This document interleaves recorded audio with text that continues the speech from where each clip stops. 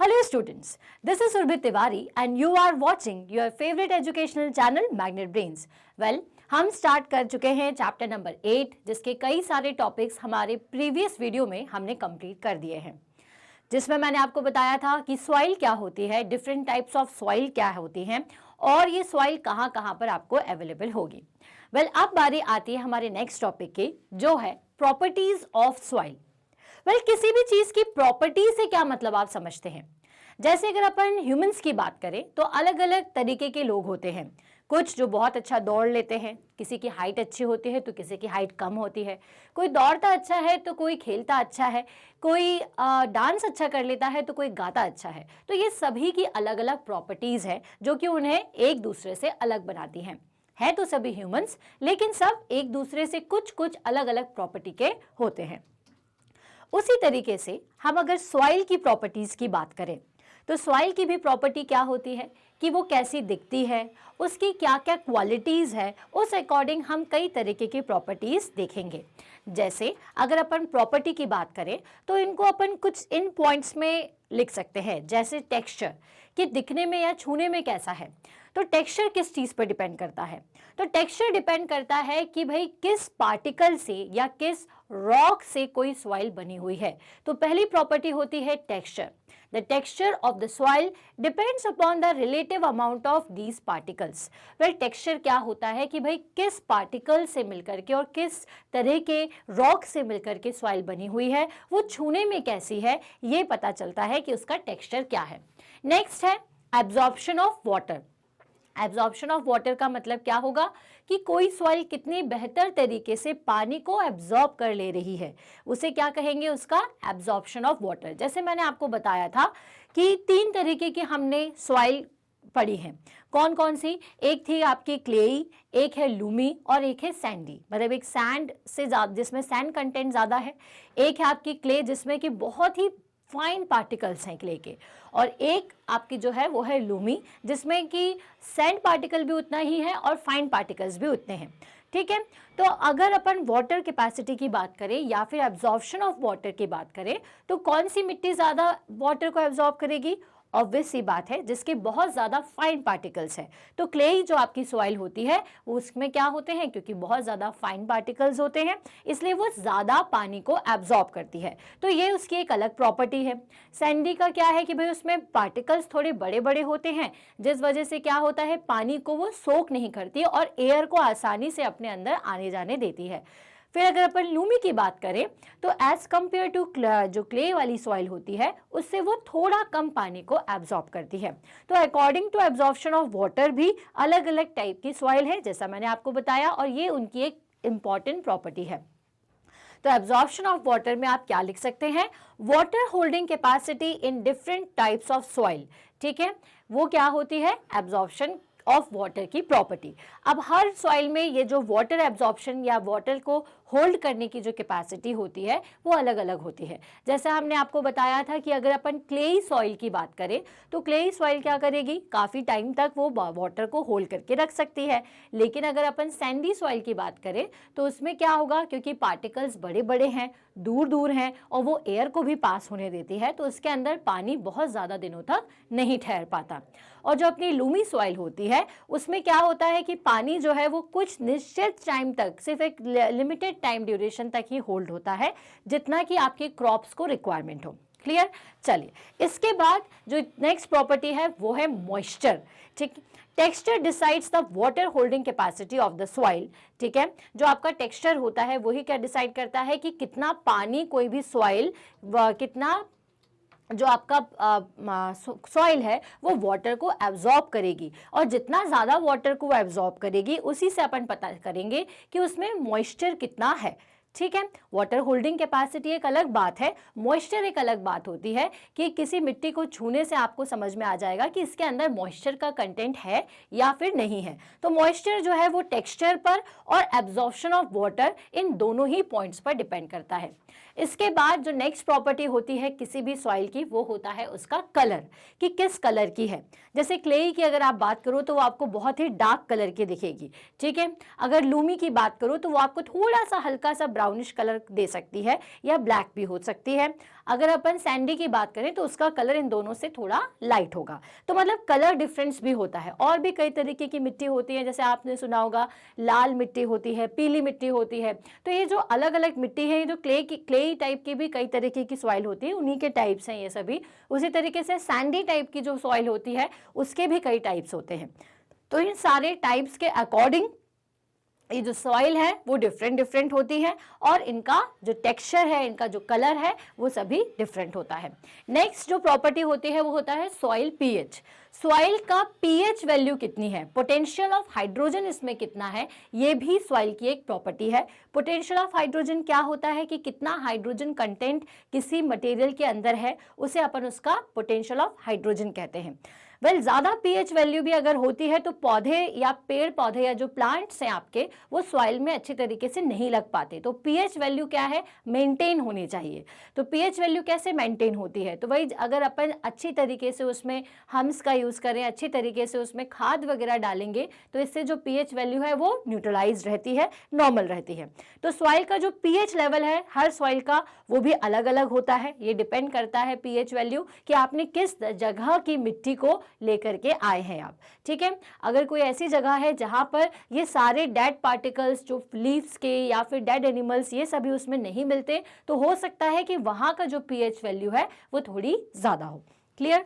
इसके बाद होता है पर्कुलेशन रेट। ठीक है, आपने ये सारे पॉइंट्स तो या फिर ये सारे नाम तो सुने ही होंगे प्रॉपर्टीज के, कि किसी का टेक्सचर कैसा है, पानी को कितना अच्छा एब्जॉर्ब करता है, मॉइस्चर कंटेंट कितना है, कलर कैसा है। ठीक है, सॉइल की पीएच वैल्यू क्या है। अब ये पर्कुलेशन ऑफ वाटर क्या होता है या पर्कुलेशन रेट क्या होता है, तो चलिए इसको जानते हैं।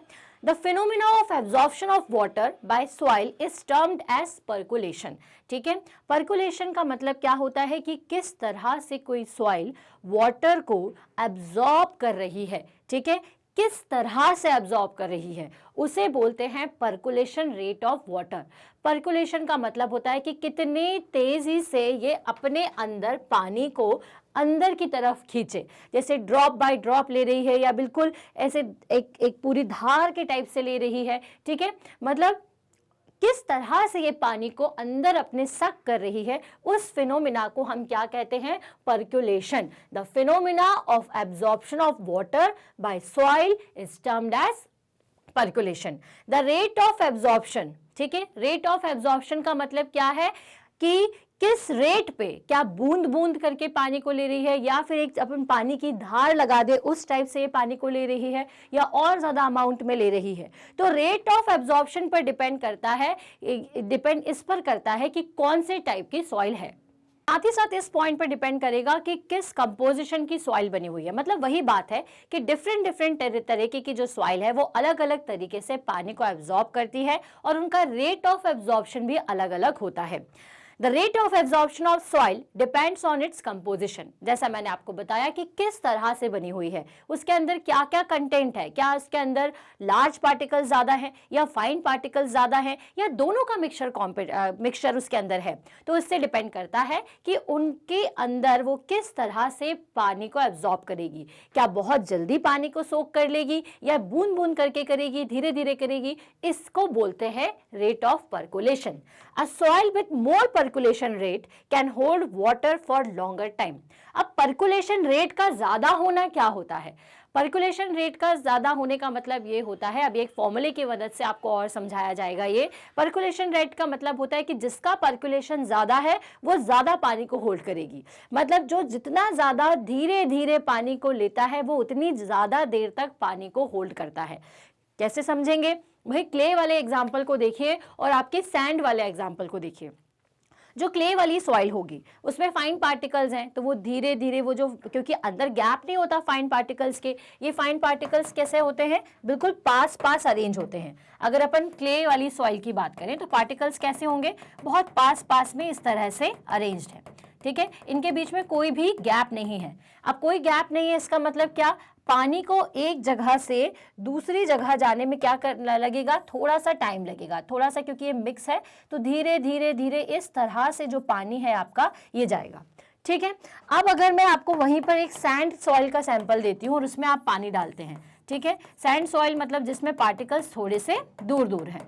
ठीक है। तो अगर सैंड सॉइल है तो इस तरीके की सैंड सॉइल में जब पानी जाएगा तो आप देखिए कि पानी को एज कंपेयर टू इसके थोड़ा कम टाइम लगेगा पूरे सॉइल तक पहुंचने में। तो पर्कुलेशन रेट जिसका ज्यादा होता है वो ज्यादा देर पानी को सोखता है। इस पॉइंट को चलिए हम और अच्छी तरीके से समझेंगे इस फॉर्मूले की मदद से, ठीक है।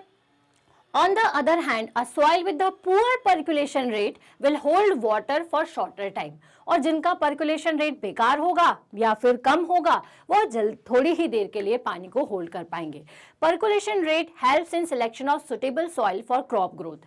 अब ये पर्कुलेशन रेट को इतना ज्यादा इंपॉर्टेंस क्यों दिया जाता है? क्योंकि आपको तो पता ही है कि हमारी कंट्री में मैक्सिमम फार्मर्स हैं जो कि क्रॉप्स पर डिपेंड करते हैं। तो क्रॉप का ग्रोथ अच्छा है या नहीं है, इसके लिए आजकल क्या कई सारे तरीके के गवर्नमेंट द्वारा पॉलिसीज चलाई जा रही हैं। मतलब कई तरीके के साइंटिस्ट जो कि इन सारी चीजों पर काम करते हैं वो वहां पर मौजूद रहते हैं। तो उनका एक मेन फंडा है कि वो पर्कुलेशन रेट फाइंड आउट करते हैं किसी भी सॉइल का और उससे ये बताते हैं कि कोई क्रॉप इस तरीके की सॉइल में लगेगी या फिर नहीं लगेगी, क्योंकि हर तरीके की क्रॉप की रिक्वायरमेंट अलग अलग होती है, ठीक है। जैसे अगर आप गेहूं की बात करोगे, वीट की बात करोगे तो उसको थोड़े कम पानी की जरूरत पड़ेगी, लेकिन अगर आप वही राइस की बात करोगे तो वो तो पानी के अंदर ही लगता है। तो मतलब क्रॉप्स भी डिपेंड करती है कि उनको ज्यादा पानी चाहिए या कम पानी चाहिए, तो उसी के अकॉर्डिंग अपन उन्हें उस टाइप की सॉइल में लगाते हैं। तो वेल देखिए, percolation rate helps in selection of suitable soil of the crop for the crop growth. या अगर आप पर्कुलेशन रेट को कैसे निकाल सकते हैं, देखिए, amount of water minimum to the percolation time, ठीक है। पर्कुलेशन रेट कैसे निकलेगा कि जैसे अगर मैंने किसी सॉइल को लिया, उसमें मैंने कुछ मिनिमम हाफ ग्लास पानी डाला और फिर मैं देखूंगी कि वो कितनी देर में उसको सोख रही है। जितनी देर में वो उसको सोखेगी उतना ही ज्यादा क्या होगा, आपका पर्कुलेशन रेट आता जाएगा, ठीक है। तो पर्कुलेशन रेट अगर ज्यादा है तो वो सॉइल ज्यादा देर तक पानी को होल्ड करेगी। पर्कुलेशन रेट अगर कम है तो वो सॉइल क्या करेगी, उतनी ही जल्दी पानी को अपने अंदर से बाहर निकाल देगी, ठीक है। तो पर्कुलेशन रेट का ये जो फॉर्मूला है ये आप बिल्कुल ध्यान रखिएगा। क्या है ये percolation rate? Amount of water total divided by percolation time, कि कितनी देर में वो पानी को एब्जॉर्ब कर रही है, ठीक है। ये मिनिमम टाइम की हेल्प से हम क्या निकाल लेते हैं, पर्कुलेशन का रेट निकाल लेते हैं।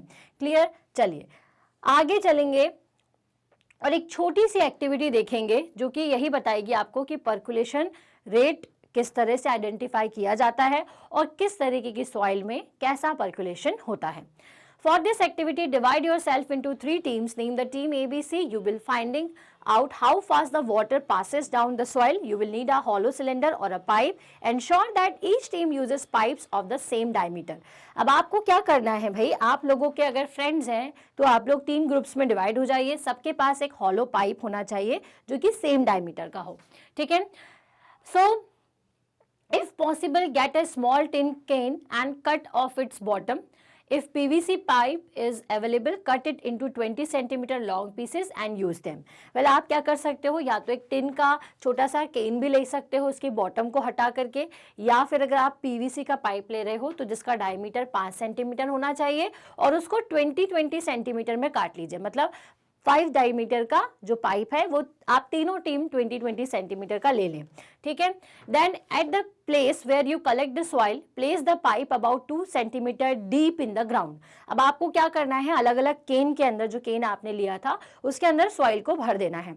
अब आप क्या करेंगे, अब आप जो आपका जो पाइप है उसको 2 सेंटीमीटर अंदर तक, ठीक है, कितने सेंटीमीटर का है, 20 का, तो आपको अंदाजा हो जाएगा कि 2 सेंटीमीटर कितना होगा। तो 2 सेंटीमीटर पाइप को उसके अंदर आप डाल दीजिए। देन क्या करना है, pour 200 ml water in the pipe slowly. 200 ml पानी जो है वो धीरे धीरे एक ही रेट पर तीनों वाले जो जितने भी आपकी सॉइल्स है उसमें आपको डालना है।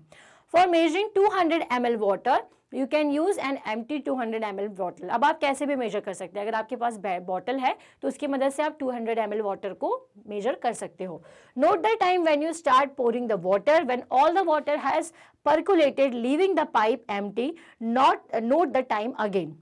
अब आपको ये देखना है कि कितनी देर में हर सॉइल क्या कर रही है, पानी को एब्जॉर्ब कर रही है। Be careful not to let the water spill over and run down on the outside of the pipe while pouring. Well, जब आप पानी डालें तो आपको एक चीज का ध्यान रखना है कि जो पानी है वो पाइप से ही अंदर जाए, इधर उधर से जाएगा तो फिर आप तीनों में फर्क नहीं समझ पाएंगे। तो तीनों में एक ही जैसा धीरे धीरे आपको पानी डालना है, ठीक है। Calculate the rate of percolation by using the following formula. अब आपको पर्कुलेशन रेट कैसे आइडेंटिफाई करोगे हर मिट्टी का?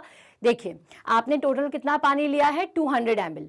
पर्कुलेशन टाइम आपको अलग अलग सॉइल का अलग अलग टाइम मिल जाएगा। कैसे? For example, suppose that for a certain sample it took 20 minutes for 200 ml to percolate. मान लीजिए कोई भी एक मिट्टी है, क्लेई मिट्टी या सैंडी मिट्टी या लूमी मिट्टी, ठीक है, जो भी सॉइल्स हैं उनमें से आपको क्या करना है, किसी भी एक का लेकर के आप रेट ऑफ सर्कुलेशन निकाल लीजिए। मानिए 20 मिनट्स आ रहा है, तो 200 ml अपॉन 20 करेंगे तो कितना आएगा, 10 ml पर मिनट। मतलब 1 मिनट के अंदर वो कितना पानी सोक कर रही है, 10 ml। इस तरह से आप क्या करोगे, सभी का निकाल लोगे। Calculate the rate of percolation in your soil sample, compare your finding with others and arrange the soil sample in the increasing order of the rate of percolation. अब आपको क्या करना है देन, अब आपको कुछ नहीं करना है, जितनी भी सैंड्स हैं उनके सभी के पर्कुलेशन रेट निकालना है। इससे आपको ये समझ में आ जाएगा कि किस तरह की सॉइल जो है उसका पर्कुलेशन रेट कितना अच्छा होता है। तो जिसका सबसे अच्छा पर्कुलेशन रेट आए, जैसे 10 ml से अगर किसी का ज्यादा आ रहा है तो फिर वो मिट्टी ज्यादा बेहतर है वैसी क्रॉप्स के लिए जिनको ज्यादा देर तक पानी होल्ड करने की कैपेसिटी की जरूरत होती है, ठीक है। तो जिसका ज्यादा पर्कुलेशन रेट होता है उसका मतलब क्या, कि वो ज्यादा देर तक पानी को होल्ड कर लेती है। जिसका कम पर्कुलेशन रेट आता है मतलब वो उसकी पानी को होल्ड करने की जो कैपेसिटी है वो पुअर है। क्लियर? तो इस एक्टिविटी से आपको क्या समझ में आएगा, इस एक्टिविटी से आपको पर्कुलेशन रेट के बारे में समझ में आ जाएगा। तो पर्कुलेशन मतलब water absorption capacity of the soil is known as percolation, right. चलिए अब आगे चलेंगे, नेक्स्ट प्रॉपर्टी देखते हैं कि हमारी सॉइल की अगली प्रॉपर्टी क्या है। तो जैसे मैंने आपको बताया था मॉइस्चर, तो मॉइस्चर क्या है? Soil moisture is the water content present inside it as moisture and it is available for evaporation. ठीक है, सॉइल के अंदर जो मॉइस्चर होता है उसका मतलब क्या होता है, मॉइस्चर कहाँ होता है? जैसे अगर अपन बोले कि हमारे आसपास मॉइस्चर है, इसका मतलब पानी जो है वो वेपर के फॉर्म में हमारे आसपास है, मतलब वाटर है हमारे आसपास। उसी तरीके से अगर सॉइल के मॉइस्चर की बात करें तो इसका मतलब क्या, कि सॉइल के अंदर कितना वाटर कंटेंट प्रेजेंट है उसे कहते हैं उसका मॉइस्चर, राइट। सो ये जो पानी है जो मॉइस्चर के फॉर्म में सॉइल के अंदर रहता है वो एवोपरेशन की प्रोसेस में यूज होता है, एवोपरेट हो जाता है, ठीक है। मतलब कि वो सॉइल में अंदर रहेगा तो जब एवोपरेशन होगा तो वही पानी जो है वो as a form of vapour ऊपर की तरफ चला जाएगा। Moisture content of the soil is mainly depends upon the type of soil. तो भाई हर चीज जो है वो टाइप ऑफ सॉइल पर ही डिपेंड करेगी, तो मॉइस्चर कंटेंट भी किस पर डिपेंड करेगा, टाइप ऑफ सॉइल पर। Soil moisture plays a major role in the plant growth because plant always depends on the moisture content available at the roots. भाई देखिए, अगर हमने कोई प्लांट लगाया, ठीक है, अब अगर हमने उसमें 1 हफ्ते तक 2 हफ्ते तक पानी नहीं डाला तो आप देखोगे कि जो आपकी मिट्टी है, जो आपके घर में जो नॉर्मली लूमी मिट्टी रहती है, तो वो मिट्टी कैसी लगेगी आपको, बिल्कुल रेत की तरह लगने लगेगी, एकदम सूखी लगेगी। मतलब आपने उसका मॉइस्चर कंटेंट हटा दिया। तो मॉइस्चर हट गया तो क्या आपका प्लांट सरवाइव कर पाता है? नहीं कर पाता। इसका मतलब कि जो मॉइस्चर है वो हमेशा जरूरी होता है। आप देखते हो कि आपने एक दिन पानी डाला और 2-3 दिन तक नहीं डाला, लेकिन उस जो आपकी मिट्टी है वो अंदर से कैसी होती है, हल्की सी गीली रहती है। आप हाथ लगाओगे तो आपके हाथ में मिट्टी लग जाएगी। तो वो मिट्टी क्यों लगती है? क्योंकि आपके मिट्टी के अंदर, आपकी सॉइल के अंदर मॉइस्चर कंटेंट अवेलेबल है और आपका प्लांट आपको वैसा ही हरा भरा दिखता है, क्योंकि जो प्लांट है वो पूरी तरीके से इस मॉइस्चर पर बेस्ड है, क्योंकि उसकी जो रूट्स है वो इसी मॉइस्चर का यूज करके क्या कर रही होती है, वो प्लांट के लिए फूड प्रिपेयर कर रही होती है, ठीक है। तो मॉइस्चर कंटेंट जो है वो बहुत ही इंपॉर्टेंट है किसी भी प्लांट की ग्रोथ के लिए, क्योंकि प्लांट की जो रूट्स है वो हमेशा सॉइल के मॉइस्चर कंटेंट पर डिपेंड करती है। The moisture content in the soil can B observe by heating a little bit of soil in a boiling tube. Well, अगर आपको इसके मॉइस्चर कंटेंट को निकालना ही है तो हम क्या कर सकते हैं, एक बॉइलिंग ट्यूब के अंदर उसको हीट करेंगे और फिर हम आइडेंटिफाई करेंगे कि उसके अंदर कितना मॉइस्चर का कंटेंट है। क्योंकि जब आप सॉइल को हीट करोगे तो अगर उसके अंदर पानी है तो वो किस फॉर्म में निकलेगा, हल्का सा हल्का सा स्टीम के फॉर्म में या ड्रॉप्स यहाँ पर बनना शुरू हो जाएगी। तो चलिए एक छोटी सी एक्टिविटी करते हैं और ये जानते हैं कि सॉइल के अंदर मॉइस्चर कंटेंट होता है या नहीं। तो एक्टिविटी नंबर 9.5 के थ्रू हम ये पॉइंट को भी क्लियर करेंगे। क्लियर? चलिए, तो आपको क्या करना है, एक बॉइलिंग ट्यूब रखनी है, ठीक। Put 2 spoonful of soil sample in it, और इसके अंदर आपको इस तरह से सॉइल का सैंपल डाल देना है। Heat it on a flame and observe it. Let us find out what happens upon heating. Do you see water drops anywhere? If yes, where did you find them? Well, देखिए, जैसा कि हमने हमारे previous chapter में भी पढ़ चुके हैं कि जब हम किसी चीज़ को हीट अप करते हैं तो उसके अंदर जो मॉइस्चर रहता है वो इन अ फॉर्म ऑफ वेपर ऊपर की तरफ जाता है। तो जब आप किसी ऐसी सॉइल को इस ट्यूब के अंदर डालोगे जिसमें मॉइस्चर कंटेंट हो, तो क्या होगा, जब आप इसको गर्म करोगे तो ये मॉइस्चर धीरे धीरे वेपर के फॉर्म में ऊपर जाएगा और इसकी जो वॉल्स हैं, इस ट्यूब की वॉल्स हैं, उनसे टकराकर ठंडा हो जाएगा और आपको यहाँ पर हल्की हल्की पानी की बूंदें दिखाई देंगी।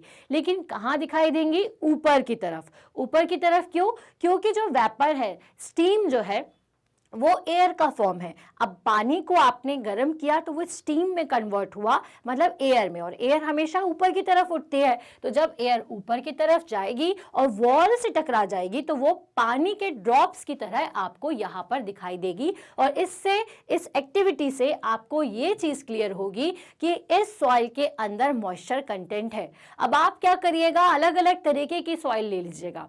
अलग अलग तरीके की सॉइल में हो सकता है आपको मॉइस्चर कंटेंट अलग अलग मिले और हो सकता है किसी किसी में आपको बिल्कुल भी मॉइस्चर कंटेंट ना मिले, जो कि किस में होगा? सैंड वाली जो सॉइल होती है उसमें। या डायरेक्टली अगर आप सैंड को भी डाल दोगे तो भी आपको हल्का बहुत सा मिलेगा, लेकिन जनरली निग्लेजिबल अमाउंट ऑफ मिलता है। ठीक है। So on heating water in the soil evaporates, moves up and condense on the cooler inner walls of the upper part of the boiling tube। जैसे मैंने आपको बताया अभी कि जब आप हीट करते हो तो जो पानी है वो सॉइल में से एवोपरेट हो जाता है और एवोपरेट होकर के ठंडा होकर के ट्यूब की वॉल पर दिखता है। इसी प्रोसेस को क्या कहते हैं? एवोपरेशन। सन की हीट जब आपकी सॉइल पर पड़ती है तो पानी एवोपरेट होकर के, मतलब वेपर या स्टीम फॉर्म में होकर के ऊपर की तरफ उठता है और ड्यू टू एयर ये कहाँ तक जाता है? आपके क्लाउड फॉर्मेशन तक। तो क्योंकि मॉइस्चर कंटेंट ना हर जगह से ही एब्जॉर्ब होता है। On a hot summer day the vapour coming out of the soil reflect the sunlight and the air above the soil seems to shimmer. ठीक है। अब क्या होता है कि भाई समर के टाइम पर जब बहुत ज़्यादा गर्मी होती है तो आपको कभी कभी दिखता होगा कि कुछ शाइन करता हुआ दिख रहा है हमारी सॉइल के ऊपर। तो एक्चुअल में क्या होता है, वो एक्चुअल में जो वेपर, जो सॉइल का जो पानी है वो ऊपर वेपर के फॉर्म में उठ जाता है, जो कि सन की लाइट में हमें चमकता हुआ दिखाई देता है। उसी को अपन शिमर कहते हैं। ठीक है, मतलब शिमरी टाइप का दिखता है। So after heating the soil, take it out of the tube, compare it with the soil which has not heated, note the difference between the two. अब आपको क्या करना है कि जिसको आपने हीट कर लिया है, ठीक है, सेम सॉइल को, मान लीजिए आपने क्लेई सॉइल ली थी, अब आप उसी क्लेई सॉइल का सैंपल इसके बाद चेक करिएगा कि पहले और बाद में क्या कंपैरिजन है। तो आपको क्या कंपैरिजन नजर आएगा? पहले वो थोड़ी मॉइस्ट थी, थोड़ी सी गीली थी, लेकिन अब आपको थोड़ी सूखी नजर आएगी, क्योंकि आपने क्या किया, आपने उसमें एवोपरेशन की मेथड कर दी, आपने उसके पानी को एवोपरेट कर दिया, वहां से ऊपर की तरफ निकाल दिया, मतलब हटा दिया, इसलिए वो सूखी नजर आएगी। क्लियर हुआ? चलिए, सो ये तो था आपका कौन सी प्रॉपर्टी? मॉइस्चर, कि क्या होता है मॉइस्चर। अब जो नेक्स्ट है वो है absorption of water by soil. So पानी को कैसे एब्जॉर्ब करेगी? तो अगेन ये डिपेंड करेगा डिफरेंट टाइप की सॉइल पर और उसके कंपोजिशन पर कि वो किस किस तरीके के पार्टिकल से बनी है। The capacity of the soil to hold water before it starts dripping is called the water absorption capacity। अब आप बोलेंगे कि पर्कुलेशन का मतलब भी absorption of water था, तो फिर ये इसमें क्या डिफरेंस है? तो इसमें डिफरेंस ये है कि ड्रिपिंग से, ड्रिपिंग का मतलब क्या होता है? अंदर की तरफ जाना। ठीक है, तो बिफोर ड्रिपिंग मतलब पानी मिट्टी के अंदर जाए और उससे पहले ये पानी को कैसे एब्जॉर्ब कर रही है, उस कैपेसिटी को क्या कहा जाता है? उसे कहा जाता है absorption of water by soil. The capacity of the soil to hold water before it starts dripping, ये लाइन जरूरी है लिखना या याद रखना कि before it starts dripping it's called a water absorption capacity. देखिए पर्कुलेशन, मॉइस्चर, ये सभी पानी से रिलेटेड है। मॉइस्चर मतलब उसके अंदर कितनी दिनों तक पानी बना रहता है, पर्कुलेशन मतलब कि किस रेट से वो अंदर पानी को एब्जॉर्ब कर रही है, और एब्जॉर्प्शन का मतलब क्या है कि ड्रिपिंग से पहले वो कैसे पानी एब्जॉर्ब कर ले रही है, उसे उसका एब्जॉर्प्शन कहा जाता है। All types of soil do not absorb water in the same way. Obvious सी बात है, हर सॉइल का एब्जॉर्प्शन की कैपेसिटी भी अलग अलग ही होती है। This property of soil can be understood by performing an activity using the plastic funnel with the filter paper. A dry powder soil is poured in the funnel.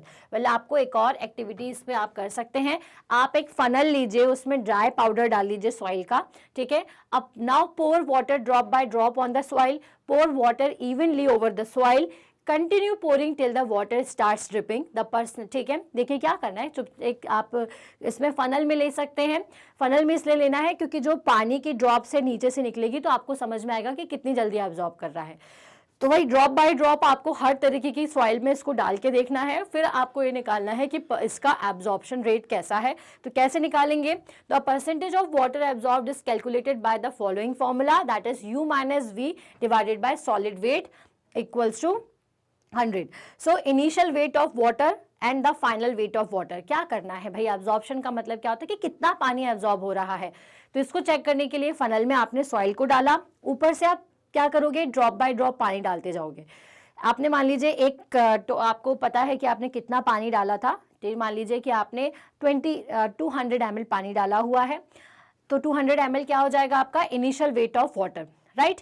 200 ml जब पूरा डल जाए और नीचे से फिर आपको क्या करना है, वाटर को कलेक्ट करना है, जो कि सॉइल नीचे से फनल के नीचे से वापस भेजेगी। उस पानी को कैलकुलेट कर लेना, वो हो जाएगा आपका फाइनल वेट। तो U माइनस V मतलब इनिशियल वेट मान लीजिए 200 है और फाइनल वेट आपका जो है वो है -100, और सॉलिड का वेट मतलब कितनी आपने सॉइल उसके अंदर डाली थी, उससे आपको पता चल जाएगा कि परसेंटेज ऑफ वाटर एब्जॉर्प्शन क्या है।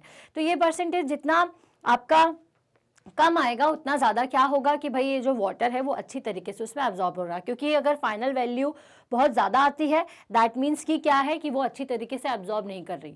लेकिन अगर फाइनल वैल्यू कम हो रही है दैट मीन्स कि उसकी जो पार्टिकल्स हैं सॉइल के उस पानी को एब्जॉर्ब कर गए, इसलिए वो पानी फनल के नीचे हमें नहीं दिख रहा है। ठीक है, सो याद रखिएगा कि the capacity of the soil to hold water before it's dripping, before it starts dripping is called it's water absorption capacity. वो ड्रिप करना शुरू कर दे, ड्रिप करना बूंद बूंद पानी बाहर निकालना शुरू कर दे, उसके पहले की जो उसकी प्रॉपर्टी होती है, वो कितना पानी स्टोर कर ले रही है, एब्जॉर्ब कर ले रही है, उसे हम क्या कहते हैं, उसकी वाटर एब्जॉर्प्शन कैपेसिटी। ठीक है, सो जैसे कि आपको मैंने बताया कि इस एक्टिविटी में आपको इस तरह से फनल लेना है, आप इसमें ऐसे पानी डालेंगे, ठीक है, ड्रॉप बाय ड्रॉप अगर डालते जाएंगे तो आपको आइडेंटिफाई हो जाएगा कि भाई ये प्रॉपर तरीके से पानी को होल्ड कर रही है या फिर नहीं कर रही है। ठीक है, सो मान लीजिए आपने वेट यहाँ पर अपन ने 50 ग्राम माना है, ठीक है, तो इस अकॉर्डिंग जब आप इसे कैलकुलेट करोगे 100% ऑफ वाटर निकाल रहे हैं, इसलिए अपन ने 100 यहाँ पे मल्टीप्लाई कर दिया, इससे आपको 100 से करेंगे तो आपको परसेंटेज ऑफ वाटर एब्जॉर्प्शन मिल जाएगा। Clear. So following question arises with this activity. जब आप ये एक्टिविटी करेंगे तो बहुत सारे क्वेश्चंस होंगे, जैसे विच सॉइल, मतलब जितनी भी अभी मैंने आपको एक्टिविटीज बताई हैं थ्रू प्रॉपर्टीज, उनसे कुछ कुछ क्वेश्चंस निकलते हैं, जैसे विच soil would have the highest percolation rate, किसका पर्कुलेशन रेट जो है वो सबसे ज्यादा होगा। ठीक है, तो पर्कुलेशन रेट का मतलब क्या होता है कि पानी को कौन ज्यादा क्या कर रहा है, पर्कुलेट कर रहा है, ऊपर से नीचे भेज रहा है एब्जॉर्ब करके। तो वो पर्कुलेशन रेट अगर देखा जाए तो सैंडी सॉइल में ज्यादा होगा, क्योंकि वहां पार्टिकल्स दूर दूर होते हैं, वो ऊपर से नीचे पानी को जल्दी से जल्दी भेज देंगे। तो percolation rate of the water is different in different type of soil. It is highest in the Sandy soil and least in the clayey soil. ठीक है, which soil would have the lowest percolation rate? तो percolation rate of the water is highest in sandy soil and while lowest in clay soil. So which type of soil will allow water to reach a well faster and in greater amount. ठीक है, तो कौन सी ऐसी soil होगी जो कि पानी को जल्दी से जल्दी वेल तक पहुंचा देगी और वो भी ज़्यादा अमाउंट में? तो भाई सैंडी सॉइल करेगी, क्योंकि सैंडी सॉइल का क्या होता है, पार्टिकल्स जो हैं वो दूर दूर होते हैं, वो पानी को एब्जॉर्ब नहीं करते।